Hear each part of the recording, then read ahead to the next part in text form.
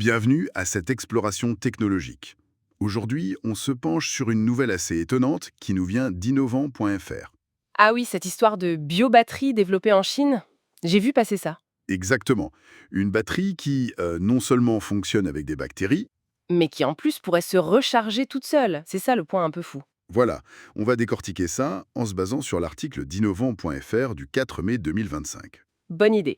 C'est une publication des Shenzhen Institutes of Advanced Technology, si je me souviens bien.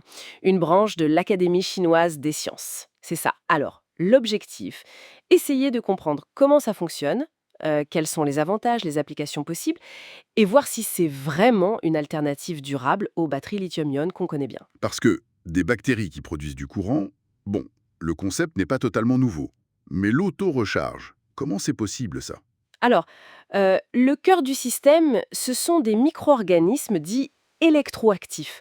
En gros, ces bactéries, elles ont un métabolisme particulier qui libère des électrons. Ok, elles mangent et produisent de l'électricité, pour simplifier. C'est un peu l'idée, oui. La batterie est conçue pour capter ce courant. Pour l'auto-recharge, qui irait jusqu'à 10 cycles selon l'article. 10 cycles. C'est pas énorme, mais c'est déjà un début. Oui, c'est un début. Le système semble capable, après une décharge, de recréer les conditions pour que les bactéries relancent la production. C'est comme un petit écosystème énergétique autonome en quelque sorte. Un écosystème dans une pile. Fascinant. Et niveau performance, ça donne quoi? Parce que souvent, le biologique, on imagine ça moins costaud. Moins costaud que l'industriel. C'est la question piège, hein. L'article mentionne une efficacité coulombique, c'est le ratio entre l'énergie chargée et déchargée, de plus de 99,5%. 99,5. Oui, sur 50 cycles en mode dit pseudo-batterie. C'est un rendement très très élevé. Ça veut dire qu'il y a très peu de pertes d'énergie. Ah oui, c'est bluffant pour une technologie basée sur des bactéries. Et l'article parle de batterie vivante. Qu'est-ce que ça veut dire concrètement? Les bactéries survivent là-dedans? Oui, et c'est crucial, elles gardent une haute viabilité, plus de 70% pendant le fonctionnement et même 97,6% à la fin des tests. Impressionnant. Et comment ils font? Ils utilisent ce qu'ils appellent des hydrogels vivants. Faut imaginer un gel, un peu comme une éponge microscopique, où les bactéries forment un biofilm conducteur. Ok. Et ce biofilm est encapsulé dans une matrice d'alginate, une substance naturelle, un peu comme un habitat sur mesure. D'accord, un habitat protecteur et conducteur. Et on peut les imprimer en 3D, ces hydrogels? Exactement. L'hydrogel n'est pas juste une maison, il participe activement, il est électroactif, et aide même à préparer chimiquement l'oxyde de graphène. Ah, le graphène, on le retrouve un peu partout. Oui, il améliore la conductivité pour mieux récolter l'électricité des bactéries. Et l'impression 3D, ça donne une flexibilité énorme pour la forme de la batterie. Bon, l'innovation technique est claire, mais l'argument massu, ça semble être la durabilité, n'est-ce pas? C'est le point central, je pense. On sort du lithium, du cobalt, tous ces matériaux critiques, avec les problèmes éthiques et environnementaux qu'on connaît liés à leur extraction. Donc là, on serait sur des matériaux plus propres, beaucoup plus abondants et biocompatibles. Oui.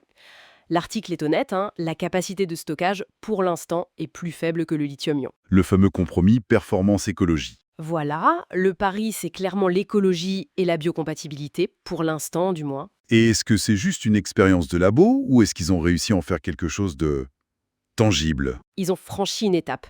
Ils ont fabriqué un prototype de la taille d'une pile bouton standard. Ah oui, quelle taille? 20 mm de diamètre, 3,2 mm d'épaisseur. Donc on n'est plus juste sur une paillasse de labo, c'est concret. Une pile bouton vivante. C'est fou. Alors les applications, ça serait quoi? Panneau smartphone, j'imagine? Probablement pas tout de suite, vu la capacité, mais on peut penser aux dispositifs bioénergétiques portables. Genre des capteurs médicaux implantables? Exactement.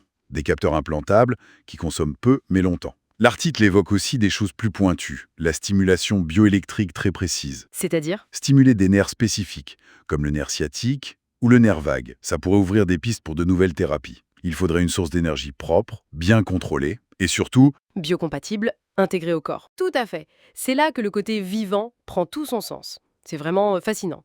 Donc si on récapitule, une biobatterie chinoise innovante basée sur des bactéries qui peut s'auto-recharger avec une super efficacité, même si la capacité est encore limitée. Oui, voilà.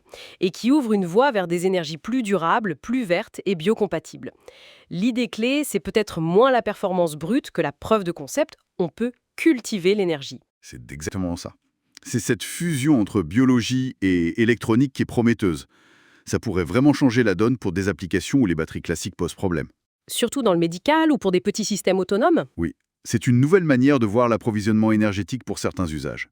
Une piste sérieuse pour l'avenir. Et ça nous laisse avec une question un peu vertigineuse pour finir. Si on peut faire collaborer comme ça le vivant et la machine pour stocker et fournir de l'énergie, Où est-ce que ça pourrait nous mener? voilà. Jusqu'où cette symbiose biologie-technologie pourrait nous emmener pour relever les défis énergétiques ou médicaux de demain? Ça laisse songeur.